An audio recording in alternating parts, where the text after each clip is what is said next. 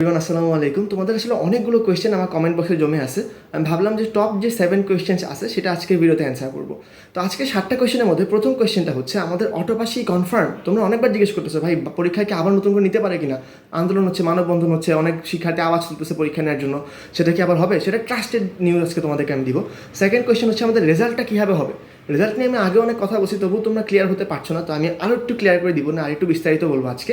3 নম্বর প্রশ্নটা হচ্ছে আমাদের আইসিটি ফিজিক্স, সেই পরীক্ষাগুলো আসলে কী হবে, যে আমাদের সাবজেক্ট ম্যাপিংটা কি এখানে হবে কিনা, কী খাটবে না খাটবে, প্র্যাকটিক্যালি কী হবে সেটা নিয়ে আলোচনা হবে। 4 নম্বর প্রশ্ন হচ্ছে আমাদের বাকি সাবজেক্টগুলো প্র্যাকটিক্যাল হবে কিনা, বায়োলজি, ফিজিক্স, কেমিস্ট্রি, ম্যাথ, যে কোনো কিছু সাবজেক্ট থাকুক না কেন সেটার প্র্যাকটিক্যালটা হবে কিনা। 5 নম্বর কোয়েশ্চেন হচ্ছে ফিজিক্স খাতা কি পড়ছে, কিংবা তোমাদের যেই সাবজেক্টগুলো আছে হিসাব ব্যাংকিং বা যেইটাই হোক সেটা পড়ছে কিনা, এবং পড়লে এখন আমাদের করণীয় কী বা কিংবা স্টেপগুলো কী কী। 6 নম্বর কোয়েশ্চেন হচ্ছে যদি আমাদের যে এক্সামগুলো দেওয়া হয়েছে 6টা 7টা কিংবা 3টা, যে এক্সামে আমরা যতজন দিয়েছি সেটাতে যদি ফেল আসে তাহলে আমাদের পুরো গ্রেড কি ফেল আসবে। এবং 7 নম্বর কোয়েশ্চেন হচ্ছে যারা আমরা এই সময় ইমপ্রুভমেন্ট দিচ্ছি তাদের ক্ষেত্রে করণীয়টা কী হবে, তাদের ক্ষেত্রে মার্কিংটা কীভাবে হবে। তো এই 7টা কোয়েশ্চেন আমরা ধাপ বাই ধাপ ইনশাল্লাহ সবগুলো কভার করবো। একটা জিনিস খেলে বলে রাখি, আমি অত্যন্ত দুঃখিত, আমি আসলে ভিডিও দিতে পারতেছি না রেগুলারলি এখন, কারণ আমি বন্যা নিয়ে আসলে একটু অনেক বিজি থাকতেছি, ত্রাণ কার্যে যাওয়া হচ্ছে। তো আমরা দোয়া করি ইনশাল্লাহ বন্যা তো মানুষটা সবাই আস্তে আস্তে ইনশাল্লাহ খুব দ্রুত রিকভার করে উঠবে, এটা আমাদের সবার দোয়া ইনশাল্লাহ। তো আরেকটা কথা হচ্ছে দেখো অ্যাডমিশন নিয়ে লাস্টে আমি আর 20 সেকেন্ড বলে ফেলি। তো অ্যাডমিশনে তোমাদের যে ড্রিম থাকুক না কেন, অনেকের ভার্সিটি, অনেকের ইঞ্জিনিয়ারিং, অনেকের মেডিকেল। তো আমার একটা গ্রুপ আছে আসলে ভার্সিটি, মেডিকেল, ইঞ্জিনিয়ারিং, তিনটা গ্রুপ আছে টেলিগ্রামে, তোমরা এখানে জয়েন হতে পারো। হ্যাঁ, আমি তো অবভিয়াসলি পড়াবো না, আমার কাজ তো পড়ানো না। আমার কাজটা কি দেখো, আমরা সবাই ফ্রেন্ড, আমরা সবাই ব্যাচমেট, তো আমরা একসাথে মিলে একটা কাজ করবো। আমার কাজ পড়ানো না, আমার কাজ হচ্ছে সবাইকে একসাথে মিলে একটা গ্রুপ তৈরি করতে পারা। তো আলহামদুলিল্লাহ তোমরা সাপোর্ট দিয়েছো, 15,000 সাবস্ক্রাইবার এখানে হয়েছে ইউটিউবে। তো আমরা মনে করতেছি যে আমরা যেহেতু সবাই এইচএসসি 24, আমরা একসাথে একটা গ্রুপ খুলে একসাথে পড়ালেখা করি।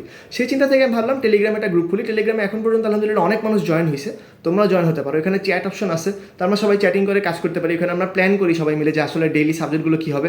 একটা মজার কমিউনিটি আছে, খুব ভালো লাগে আসলে। সবাই আমরা এইচএসসি 24 তো একটা কমিউনিটি, তোমরা ইনশাল্লাহ জয়েন হতে পারবে টেলিগ্রামে varsity group, admission, medical group, engineering group, সবগুলো গ্রুপ থাকবে। আমি লিঙ্ক ইনশাল্লাহ কমেন্ট বক্সে তোমাদেরকে দিয়ে দিব। তো এটা গেল আমাদের আলাপ আলোচনা। এখন আমরা মূল কোয়েশ্চেনগুলোতে যাই। প্রথম কোয়েশ্চেন হচ্ছে অটোপাস কনফার্ম কিনা। ভাই আমি গতকালকে বোর্ডে গেছিলাম, আমাদের অফিসিয়াল যে বোর্ড আছে শিক্ষা বোর্ড, সেখানে গেছিলাম। তো একদম উচ্চ পর্যায়ে যেই কর্মকর্তা থাকেন, তো ওনার সাথে আমার কথাবার্তা হয়েছে। উনি আমার বাবার ফ্রেন্ড, আসলে ক্লোজ ফ্রেন্ডও। তো যাই হোক, সেটা ম্যাটার না। তো আমি ওখানে গিয়ে কথাবার্তা বললাম, তো উনি বললেন যে বাবা দেখো, অটোপাস মানে যে আন্দোলনটা করা হয়েছে তারা তো আন্দোলন করছে, এখন কনফার্ম বোর্ডের সিদ্ধান্তটা কনফার্ম হয়ে গেছে, এটা চেঞ্জ হবে না, এটাই থাকবে। অটোপাস দেওয়া হয়েছে, কিংবা অটোপাস বলো সাবজেক্ট ম্যাপিং বলো, মানে পরীক্ষা যে বাতিল হয়েছে এটা ঠিক করা যাবে না। এটা আমাকে উনি বলে দিয়েছেন। ঠিক করা মানে উনি বলছেন এটা আর পরীক্ষা হবে না, তো যারা যত আন্দোলনে হোক না কেন এই পরীক্ষা বদলানো হবে না। তো আমি বোর্ডে গেছিলাম অন্যটা কাজে, তখন আমি এই কোয়েশ্চেনটা জিজ্ঞেস করছি। তো আরেকটা কথা ছিল যে ভাই রেজাল্ট কীভাবে হবে। রেজাল্ট কীভাবে হবে জিনিসটা তোমাকে আমি আগেও বলছি, সাবজেক্ট ম্যাপিং। উনিও বললো আমাদেরকে, সত্যি কথা, ট্রাস্টেড কথা, আমি মিথ্যা কথা বলতেছি না, আমি কিন্তু বোর্ডে গেছি। উনি আমাকে খুব সুন্দর করে হাসি মুখে বললো, বাবা তোমাদের জন্য সর্বোচ্চ সুবিধা যেভাবে হয় সেভাবে পরীক্ষার রেজাল্টটা হবে, সর্বোচ্চ সুবিধা যেভাবে হয়। আমাকে এটা সুন্দর করে বললো। এবং আমি তোমাদেরকে আগেও একটা ভিডিও বানিয়েছিলাম, গতকাল আমি শিক্ষা বোর্ডের ওই কর্মকর্তা, একদম সর্বোচ্চ পর্যায়ের কর্মকর্তা, ওনার মুখে শুনে আমি বুঝলাম যে হ্যাঁ আমাদেরকে সর্বোচ্চ সুবিধা দেওয়া হবে। তো এটা নিয়ে তোমরা টেনশন করবে না, ইনশাল্লাহ তোমাদের এসএসসির মার্কস দেখা হবে, যদি সেটা খারাপ হয় তোমাদের জিএসসির মার্কস দেখা হবে, যদি সেটাও খারাপ হয় তখন তোমাদের টেস্ট পিটেস্ট, তোমার যে কোনো পরীক্ষা যেটাতে তোমার ভালো মার্কস আসে, যদি টেস্ট পিটেস্ট থাকে কিংবা জিএসসি যেটাতে ভালো মার্কস থাকবে সেখান থেকে তোমাদের মার্কসটা নেওয়া হবে। তাও যদি খারাপ হয় সেক্ষেত্রে তুমি যে 7টা এক্সাম দিচ্ছ, 7টা এক্সাম যদি ভালো হয় সেখান থেকে একটা গড় করে তোমাকে মার্কস দেওয়া হবে। মানে সোজা কথা হচ্ছে তোমার ম্যাক্সিমাম চেষ্টাটা করা হবে যেন তুমি ভালো মার্কস পাও। এটা হচ্ছে আমাদের রেজাল্ট কীভাবে হবে। আইসিটি ফিজিক্স এদের কী হবে। তো দেখো আমি যেদিন শিক্ষা বোর্ডে যাই সেদিন হচ্ছে আইসিটি খাতাগুলো বন্টন করা হচ্ছে। তো আমার সামনে উনি দেখলাম যে বন্টন করতেছে, শিক্ষা বোর্ডের এক্সামিনারদেরকে সাইন দিতেছেন কারা কারা নিবে। তো আমরা যারা গেছিলাম কয়েকজন ফ্রেন্ড, তো আমরা দেখতেছি যে খাতার বান্ডেলগুলো আসছে। ইভেন আমরা নিজে দেখছি এইচএসসির খাতা লেখা, এইচএসসি 23 তথ্য প্রযুক্তি খাতা। তো সেই খাতাগুলো এখন বন্টন করা হচ্ছে, তার মানে বোঝা যাচ্ছে এখানে সাবজেক্ট ম্যাপিং হচ্ছে না। আইসিটি খাতা, ফিজিক্স খাতা যেগুলো আমরা এক্সাম দিয়েছি সেগুলো খাতা প্রত্যেকটা খাতায় মার্কিং হবে, এবং এক্সামিনারদের কাছে খাতাগুলো যাচ্ছে। স্বচক্ষে দেখে আসছি, শোনা কথা বলতেছি না, এটা একদম 100% কনফার্ম। খাতাগুলো চেক হচ্ছে, এখানে সাবজেক্ট ম্যাপিং হবে না।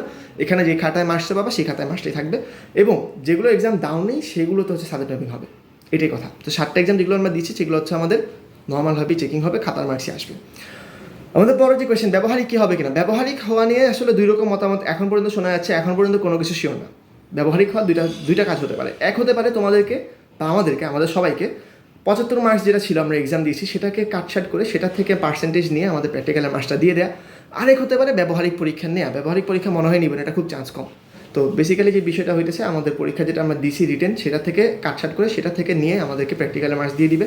তবে আরেকটা জিনিস যেটা আসলে বোঝা যাচ্ছে যে ওনারা যেহেতু বলতেছেন সর্বোচ্চ সুবিধা দেওয়া হবে, এমনও হতে পারে আমাদের প্র্যাকটিক্যালে সবাইকে 20, 22, 23 করে দিতে পারেন। তবে আসলে সব কিছু তো একটা সলিড প্রুফ লাগে। তো প্র্যাকটিক্যাল কোনোভাবেই পার্টিসিপেট না করে আসলে 25 দিবে কিনা সেটার একটা বিষয় আছে। যেমন ধরো তোমাকে হুটার চাইলেই দিতে পারবে না, একটা ব্যাকআপ লাগে, মানে একটা প্রমাণ লাগে।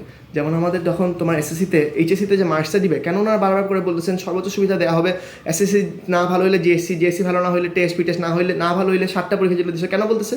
কারণ একটা ব্যাকআপ দেখানো লাগবে, ভাই এখানে ভালো করছে তাই সে মার্কস পাচ্ছে। সো প্র্যাকটিক্যাল ক্ষেত্রে সেম একটা জিনিস খোঁজা লাগবে আগে, যদি পায় যে ঠিক আছে এখানে ভালো করছে তাহলে তোমাকে প্র্যাকটিক্যালে 12 মার্কস দিবে। সো এটা নিয়ে এখনও কোনো ঠিক ঠিকানা নাই আসলে কী হচ্ছে। তবে এটা আমাদেরকে এনশিওর করা হয়েছে তোমরা ইনশাল্লাহ ম্যাক্সিমাম সুবিধাটা পাবা। এখনও একটা যে কোয়েশ্চেন হচ্ছে ফিজিক্স খাতা পড়েছে কিনা, ভাই আমি যেটা গিয়ে দেখলাম যে আসলে খাতা মনে হয় কেউ কোনোটাই পড়ে নেয়, এটা নিয়ে কোনো কথা বোর্ডে হচ্ছেও না। তার সাথে খাতাগুলো খুব সেফলি বোর্ডের মধ্যে সুন্দর করে রাখা, সবগুলো খাতা বোর্ডে রাখা, মানে একটু বড় টাল করে। ইভেন রসায়নের কিছু প্রশ্ন আমি নিজে দেখলাম প্রশ্ন রাখা, মানে লকারে আর কি, বড় প্যাকেট করে প্রশ্ন রাখা বন্ধ করে। তো এটাতে কিন্তু বোঝা যাচ্ছে যে খাতাটাতে আসলে পড়ে নাই, মনে হয় না পড়ছে, পড়লে বোর্ড থেকে অফিসিয়ালি বলতে পুড়ে গেছে এবং সেখানে তারা একটা সিদ্ধান্ত নিত। কিন্তু ওনারা কিন্তু বলতেছেন না খাতা পড়ছে, তার মানে কী বোঝা যাচ্ছে খাতাগুলো অবশ্যই ইনশাল্লাহ ইনটেক্ট আছে, সেখানেই মার্কিং হচ্ছে এবং খাতাগুলো বোর্ডে রাখা থাকে। আমি গিয়ে দেখলাম বোর্ডে খুব সুন্দর বান্ডেল করে রাখা, তো এগুলো আলহামদুলিল্লাহ সেফই থাকে, ওটাতে আসলে তেমন কোনো ক্ষতি হওয়ার সুযোগ নেই। যদি আসলেই খাতা পুড়তো তাহলে মনে হয় অফিসিয়ালি বোর্ড থেকে জানাতো, যেহেতু জানাচ্ছে না আমার কাছে মনে হয় না খাতা পুড়ছে এবং মার্কিংটা খাতা থেকেই হবে। পরের যে কোয়েশ্চেনটা হচ্ছে যে ভাই আমি যে 7টা এক্সাম দিচ্ছি সেখানে যদি ফেল আসে তাহলে কি ফেল আসবে কিনা। দেখো এটা খুবই ক্লিয়ার যে 7টা এক্সামের মধ্যে তোমার যদি কোনোটাতে ফেল আসে তখন তোমাকে ফেলই দেওয়া হবে, কারণ 7টা এক্সাম হচ্ছে খাতার এক্সাম। সোজা কথাটা জিনিসটা কি, আমাদের গ্রেডিং করা হচ্ছে। গ্রেডিংটা কীভাবে করা হচ্ছে, আমাদেরকে মার্কিং করা হচ্ছে। যে এক্সামগুলো আমরা দিয়েছি সেটা তো এক্সাম থেকেই করা হবে, যেগুলো দেইনি সেগুলো সাবজেক্ট ম্যাপিং করা হচ্ছে। সাবজেক্ট ম্যাপিংটা হচ্ছে সেকেন্ড ক্রাইটেরিয়া, যেটাতে আমাদের প্রথম ক্রাইটেরিয়া যদি না হয়, খাতা যদি না থাকে, সেকেন্ড ক্রাইটেরিয়া হচ্ছে আমাদের পরীক্ষা না দিয়েও সাবজেক্ট ম্যাপিং করে নিয়ে আসা। আমরা যে 7টা এক্সাম দিয়েছি 7টা এক্সামে খাতা থেকেই হবে। 7টা এক্সামে তুমি যদি A+ পাও তোমার ওই 7টা এক্সামের গড় A+ই আসবে। তুমি যে 7টা এক্সামে F পাও বা একটাতে F পাও তোমার গড় Fই আসবে। এটাই হচ্ছে আমাদের হাতে যে লেটেস্ট আপডেট আছে সেটা অনুযায়ী তথ্য এটাই যে ফেল করলে ফেল আসবে এবং ফোর্থ সাবজেক্ট যেটা আছে, ফোর্থ সাবজেক্টের মার্কস তোমার যোগ হবে, গ্রেড যোগ হবে। তার মানে যে আমরা যেরকম জিপিএ হিসাব করতাম না, যে আগে আমাদের যদি সব সাবজেক্টের মধ্যে 7টার মধ্যে আমরা A+ পাই, 3টার মধ্যে না পাই, অপশনাল সহ A+ পাই, এরকম কিছু হিসাব ছিল না, তাহলে আমাদের A+ আসতো। এটা এরকম এখানেও আসবে। তবে ফেল আসলে অপশনাল দিয়ে কখনো চেঞ্জ হয় না। ফেল যদি পেয়ে যাও তাহলে ফেলটা চেঞ্জ হবে না কখনো অপশনাল দিয়ে। আমাদের যে লাস্ট কোয়েশ্চেন সেটা হচ্ছে ইমপ্রুভমেন্ট যারা দিচ্ছে তাদের ক্ষেত্রে কী হবে। ইমপ্রুভমেন্ট যেহেতু আসলে এমন বিশাল সংখ্যক দেয় না, তো সেক্ষেত্রে এটা নিয়ে ক্লিয়ার কোনো নির্দেশনা এখনও আসেনি। তবে যে জিনিসটা বোঝা যাচ্ছে, অনুমান করা যাচ্ছে, সেটা একটু বলে দিই। প্রথম কথা হচ্ছে যারা আমরা পরীক্ষা এখন দিচ্ছি তারা 23 সালে আমরা পরীক্ষা দিয়েছিলাম এবং যারা ইমপ্রুভমেন্ট দিচ্ছি তো তারা আসলে আমরা ওই সময় অকৃতকার্য হয়েছে কিংবা কোনো একটা কারণে পরীক্ষাটা ওই সময় একদম ভালো হয়নি, তো আমরা ইমপ্রুভমেন্ট দিতে আসছি। এখন আমাদের মার্কিংটা তাহলে কীভাবে করবে, যেহেতু আমরা 24 সালে এখন পরীক্ষা দিচ্ছি, আমাদের এখন সবার সাথে যেরকম মার্কিং হবে আমাদের এইরকমই মার্কিং হবে। এটাই যুক্তিযুক্ত, বাকিটা আমি এখনও আপডেট পুরো লেটেস্ট বলতে পারতেছি না। তো মার্কিংটা এরকমই হবে যে সবাই যেরকম জেএসসি এসএসসি থেকে নিচ্ছে, আমাদেরও যারা আমরা ইমপ্রুভমেন্ট দিচ্ছি তাদের এসএসসি জেএসসি থেকে নেওয়া হবে। এর বেশি আসলে আমি জানি না, কারণ আমি যেহেতু এবার ইমপ্রুভমেন্ট দিইনি তো আমার আসলে তেমন ডিটেলসে জানা হয়নি। তবে আমি যতটুকু বুঝেছি, যতটুকু রিসার্চ করে পেয়েছি সেটা এটাই যে যারা এবার পরীক্ষা দিচ্ছে তাদের সাথে যেরকম মার্কিং হবে, ইমপ্রুভমেন্ট যারা দিচ্ছেন তাদের সাথে এরকম মার্কিং হবে, সবার ক্ষেত্রে সমান। তো এই হচ্ছে আমাদের সামারি, যে 7টা কোয়েশ্চেন ছিল। আরও আসলে অনেক কোয়েশ্চেন আছে, তবে প্রত্যেকটা কোয়েশ্চেন একটা ভিডিওতে অ্যান্সার করা সম্ভব না। আর লেটেস্ট আমি খালি এটাই বলতে চাচ্ছি, যারা অ্যাডমিশনের জন্য যাই চাও না কেন, তোমরা যদি আর কোনো ভিডিও চাও আসলে ভিডিও সাজেশন একটু তোমরা কমেন্টে লিখতে পারো। আমি আসলে জানি না, আসলে অনেকগুলো ভিডিও টপিক চলে আসছে তো এখন এই ঝামেলার মধ্যে, মানে অ্যাডমিশন নিয়ে সেই অনেক কিছু নিয়ে, পরে খাতা টাতা নিয়ে, মার্কিং নিয়ে, তো বারবার এতগুলো ভিডিও আসলে বানানো সম্ভব হয় না। এখন আমি তো একটু বিজি আছি, তোমরা একটু আপডেট দিও তোমরা কোন ভিডিও চাও। লাস্ট কথা একটাই, তোমরা চাইলে আমাদের অ্যাডমিশনের গ্রুপ যেগুলো আছে টেলিগ্রামে, ইনস্টাগ্রামে গ্রুপ নেই, টেলিগ্রামে আমাদের গ্রুপ আছে, সেখানে তোমরা জয়েন হতে পারো। সেখানে আমাদের প্রতিটা লিঙ্ক দেওয়া থাকবে। So that's all for today, thanks for watching, Allah Hafiz.